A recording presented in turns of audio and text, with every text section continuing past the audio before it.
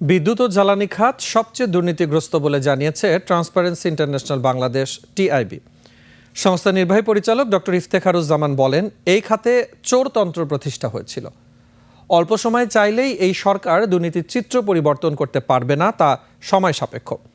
জ্বালানি নীতি ও পরিকল্পনাগুলোতে নবায়নযোগ্য জ্বালানিকে পর্যাপ্ত অগ্রাধিকার দেওয়া হচ্ছে না বলে মন্তব্য করেন তিনি। বিস্তারিত হাকিম মাহি রিপোর্টে।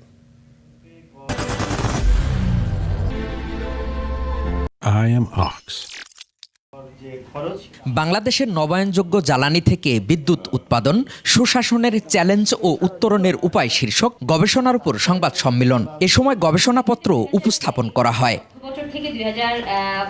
টিআইবির নির্বাহী পরিচালক ডক্টর ইফতেখারুজ্জামান বলেন, সরকার সবসময় জীবাশ্মর উপর 95% গুরুত্ব দিয়েছে, তবে উদ্দেশ্য প্রণোদিতভাবে নবায়নযোগ্য জ্বালানির উপর তেমন গুরুত্ব নেই। জীবাশ্ম জ্বালানির উপর কৌশলগতভাবে এবং অনেকটা উদ্দেশ্যমূলকভাবে দোষপ্রদভাবে অতি নির্ভরশীলতা সৃষ্টি করা হয়েছে এবং এটা এক ধরনের চক্রজালে আবদ্ধ করা হয়েছে।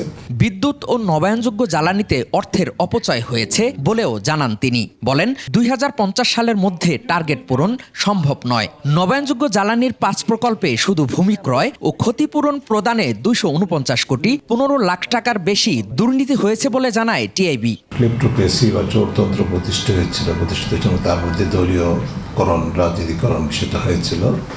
সেটির থেকে চট করেই কিন্তু 1 বছর 1.5 বছর কি 2-4 বছরেও কিন্তু পরিবর্তনটা চট করে অর্জনটা সম্ভব নয়। এসব খাতে চোরতন্ত্র প্রতিষ্ঠা হয়েছিল জানিয়ে তিনি বলেন, ভঙ্গুর এই খাতকে অল্প সময়ে চাইলেই সরকার পরিবর্তন করতে পারবে না। তিনি বলেন, নবায়নযোগ্য জ্বালানি খাতকে নীতিগতভাবে প্রাধান্য দেয়া হয়নি। সবচেয়ে বেশি দুর্নীতিগ্রস্ত যে খাতগুলো আছে তার মধ্যে অন্যতম শীর্ষে বিদ্যুৎ খাত, জীবাশ্ম ভিত্তিক, এবং সেখানে ক্যাপাসিটি চার্জ এবং অন্যান্য ভাওতাবাজির মাধ্যমে যে অনিয়ম দুর্নীতিকে প্রাতিষ্ঠানিক রূপ দেওয়া হয়েছিল, সেই একই রোগ বিদ্যুৎ খাতকে অবহেলা করা হয়েছে উল্লেখ করে তিনি বলেন, বিদ্যুৎ উৎপাদনে যত বেশি জমি প্রয়োজন সেটা দেশে নেই। 1314.7%। হাকিম মাহি, 21 টেলিভিশন, ঢাকা।